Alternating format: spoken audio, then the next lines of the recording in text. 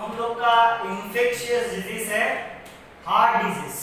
Okay, क्या दिया? Efficiency of heart decreases due to the decrease the blood supply and thereby oxygen and nutrient supply to the heart muscles. Hearts के muscles रहते हैं, okay, contraction muscles रहते हैं जो contract and relax होते हैं। अगर हार्ट के मसल्स को क्या नहीं मिला?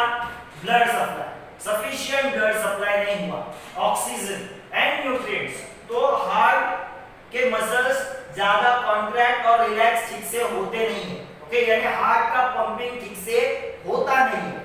Due to this heart has to be perform more weak that leads to stress on it. तो क्या होगा? ठीक से अगर ब्लड उसकी तरफ आया नहीं, ओके, या फिर ऑक्सीजन आया नहीं, तो हार्ट का पंपिंग ठीक से होगा नहीं। तो हार्ट वो पंपिंग ठीक से करने के लिए उसके ऊपर ज्यादा स्ट्रेस आएगा, उसके ऊपर ज्यादा क्या आएगा? स्ट्रेस आएगा। This may cause the heart attack. उसकी वजह से क्या हो सकता है? हार्ट अटैक आ सकता है।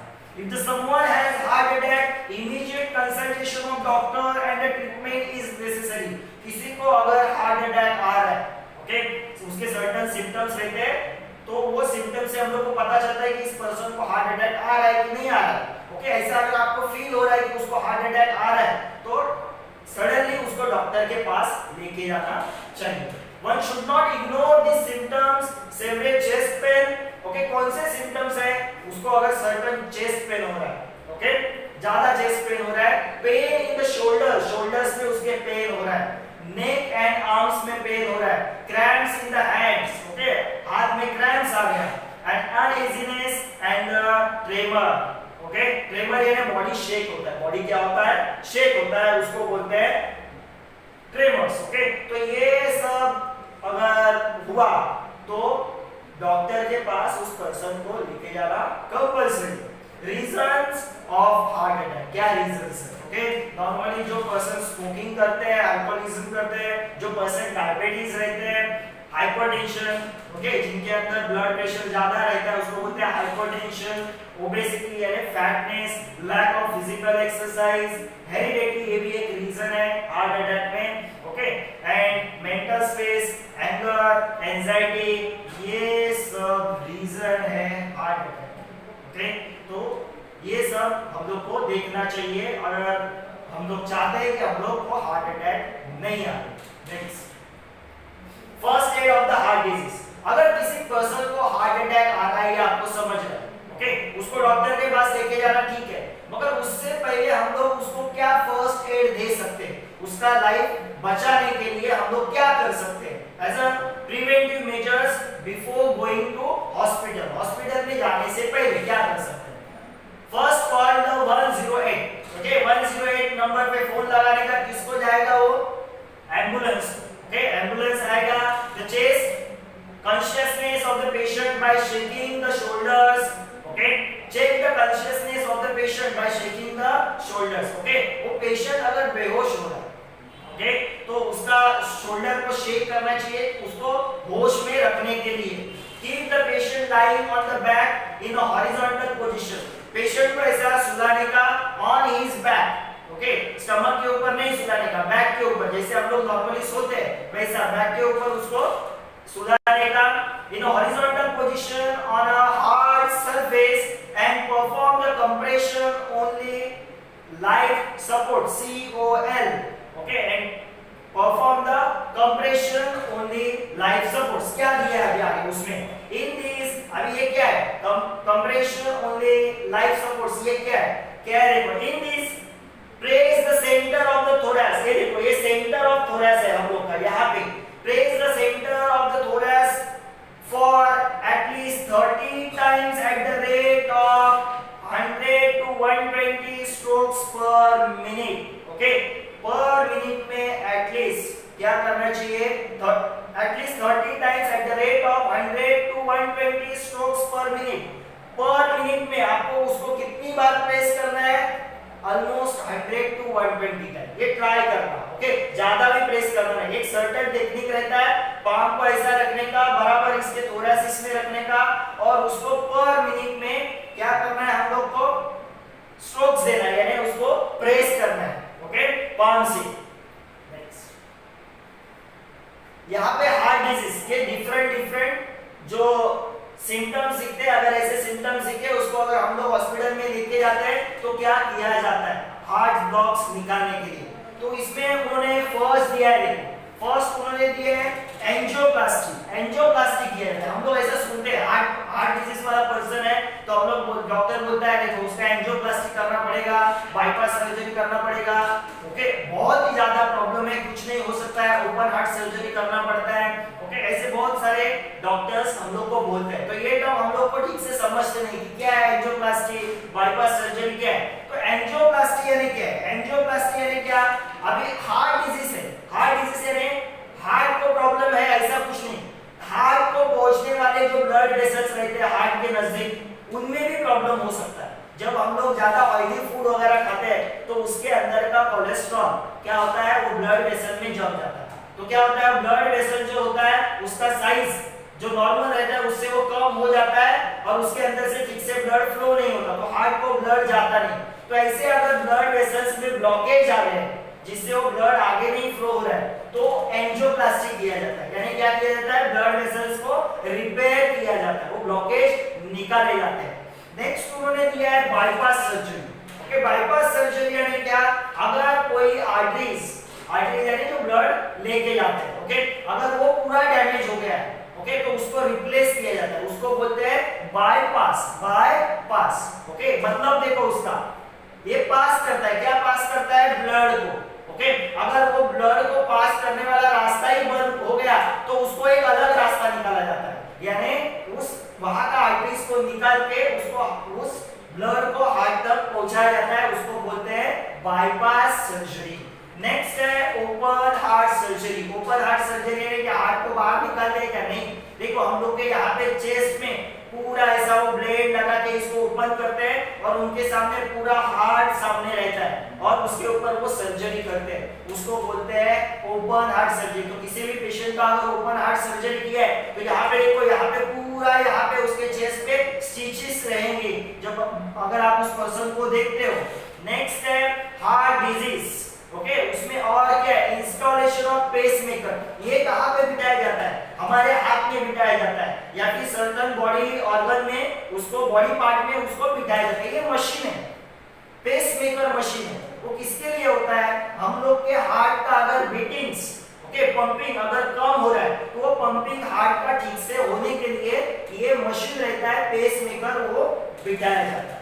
नेक्स्ट है इंस्टॉलेशन ऑफ स्टेंट्स। ये स्टेंट्स क्या होता है? ये स्टेंट्स होते हैं मेटल का एक पार्ट होता है। क्या होता है? मेटल का पार्ट। अगर हम लोग का ब्लड वेसल ब्लॉक हो गया, क्या हो गया? ब्लॉक, या फिर उसका साइज डिक्रीज हुआ है, ओके, वो दब गया है ब्लड वेसल, तो आगे ब्लड जाएगा नहीं। ब्लड वेसल क्या हो गया? दब गया, तो आगे ब्लड जाएगा नहीं। ओके, तो उसको नॉर्मल करने के लिए, ब्लॉकेज नहीं है मगर ब्लड वेसल क्या हो गया? वो दब गया।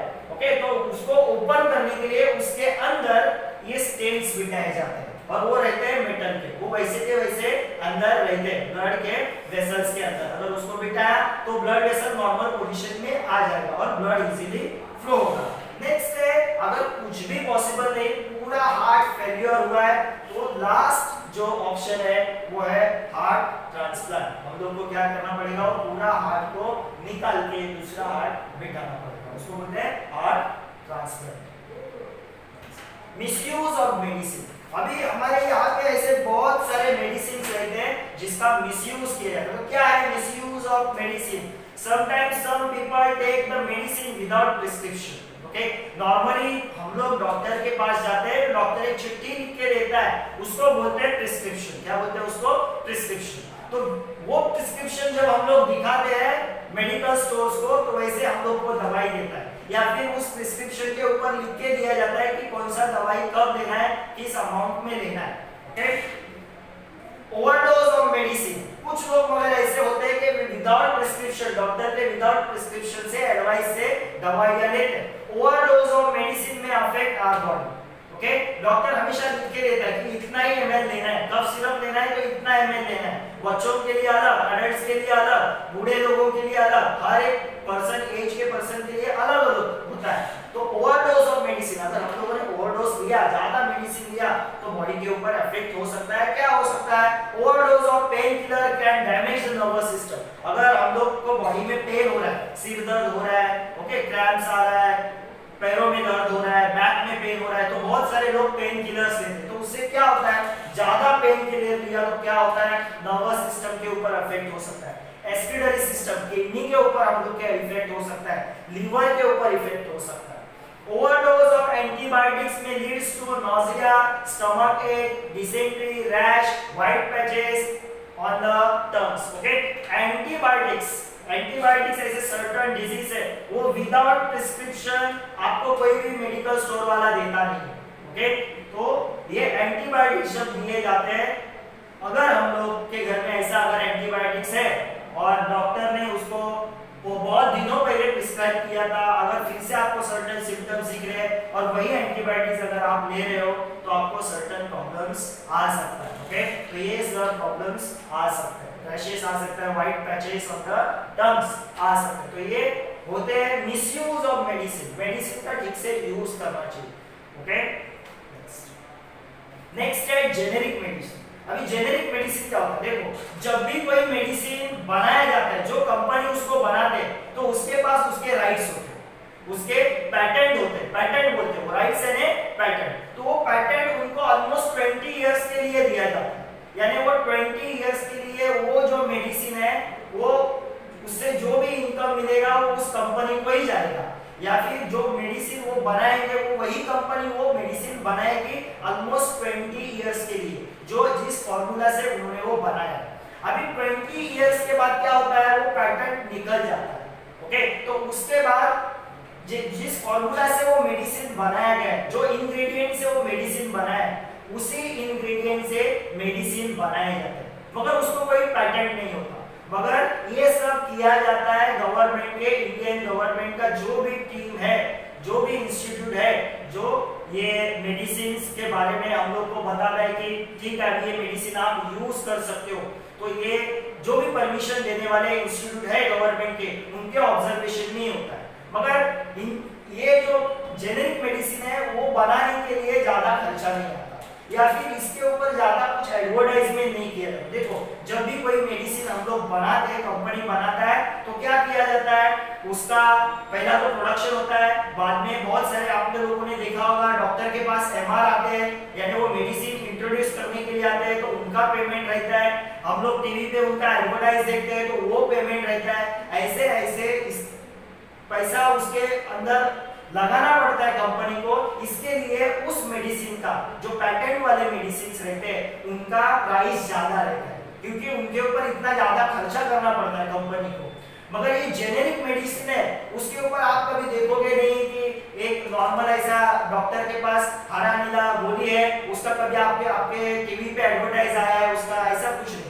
उनको जेनेरिक मेडिसिन बोला जाता है। जब आप डॉक्टर के पास जाते हो, डॉक्टर सर्टेन पाउच में उनके पास जो मेडिसिन है वो देता है, जो मेडिकल वाला नहीं है, नॉर्मल मेडिसिन है, वो आपके फीवर के लिए, सर्दी के लिए देता है, उसको बोला जाता है जेनेरिक मेडिसिन। ओके, उसके ऊपर कुछ पैटेंट नहीं होता, इसके लिए उसका कॉस्ट जो है वो लो रहता है। These manufactured and distributed without any patent. Okay, उसके पीछे किसी कंपनी का लोगो नहीं होता, विदाउट पैटेंट से उनको बेचा जाता है। These medicines at par in quantity with the branded medicine, मगर उनका जो कैपेसिटी है या फिर क्वालिटी है वो ब्रांडेड मेडिसिन का जितना अच्छा क्वालिटी रहता है उतना ही क्वालिटी इन जेनेरिक मेडिसिन का होता है। कुछ लोग बोलते हैं ऐसा कि इनसे कुछ ज्यादा इफेक्ट नहीं होता ये मेडिसिन लेके, तो ऐसा कुछ नहीं है, इनका भी क्वालिटी उतना ही रहता है जो नॉर्मल कंपनीज के मेडिसिन रहते हैं। Production cost of this medicine is very low due to the fewer expense on the research and their formula is readily available। अब ये मेडिसिन कब बनाए जाते हैं? जब एक कोई मेडिसिन किसी कंपनी ने बनाया, उसको 20 साल के लिए वो पैटेंट मिला है, तो 20 साल के बाद उस कंपनी के जो फॉर्मूला रहता है, जिस फॉर्मूला से उन्होंने बनाया, जो इंग्रेडिएंट डाल के वो मेडिसिन बनाया, वो इंग्रेडिएंट लेके दूसरा कोई वो मेडिसिन बनाता है। ओके, तो ये फॉर्मूला जो है मेडिसिन बनाने का, इंग्रेडिएंट्स इनको अपने आप मिल जाते हैं, उसके ऊपर रिसर्च नहीं करना पड़ता, तो इसके लिए कम पैसा लगता है ये मेडिसिन बनाने के लिए। Lifestyle and heart disease, okay, lifestyle and diseases, different diseases, heart disease है, डायबिटीज है, या फिर बहुत सारे नॉन इन्फेक्शियस डिजीज है, ओके, उसके लिए हम लोग का लाइफस्टाइल क्या होना चाहिए अगर ये डिजीज नहीं होनी चाहिए।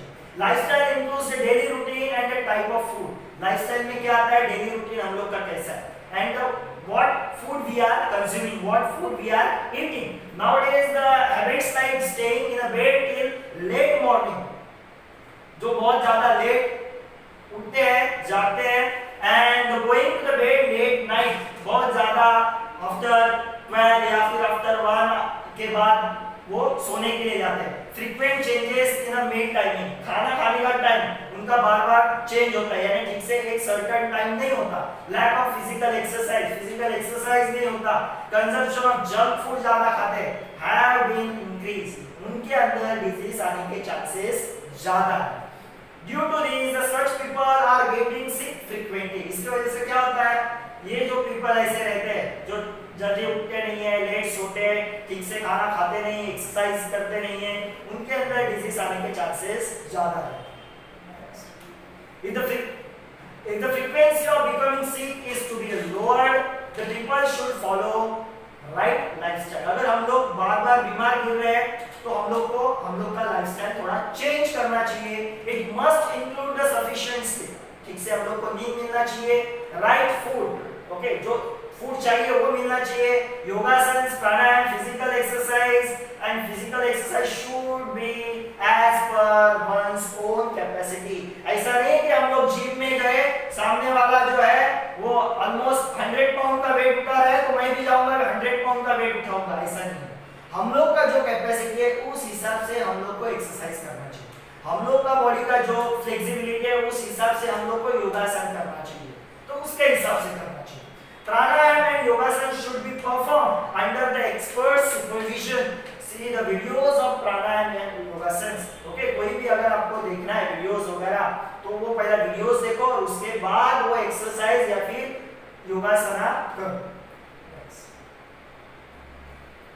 नेक्स्ट है लास्ट अपना topic vaccination and blood donation. Vaccination is important to prevent the infectious disease, okay, infectious disease जब आते हैं तो वैक्सीनेशन होना चाहिए, वैक्सीन से हम लोग प्रिवेंट कर सकते हैं उस पर्सन को डिजीज होने से। Collect the vaccination schedule chart from the near by clinic and study. देखो जब भी कोई बेबी जन्म लेता है तो उसको उसके मदर को एक चार्ट दिया जाता है कि उसको कैसे कैसे कौन से ईयर में मंथ में वैक्सीनेशन दिया जाए, तो ऐसा चार्ट आप देख सकते हो। किसी के घर में छोटा बेबी है तो उनके घर में ये चार्ट रहता ही है। नेक्स्ट है blood donation. 1 unit of blood donated by person can fulfill the need of 3 person। अगर एक पर्सन अगर ब्लड दे रहा है तो वो 3 पर्सन्स का प्रॉब्लम फुलफिल कर सकता है।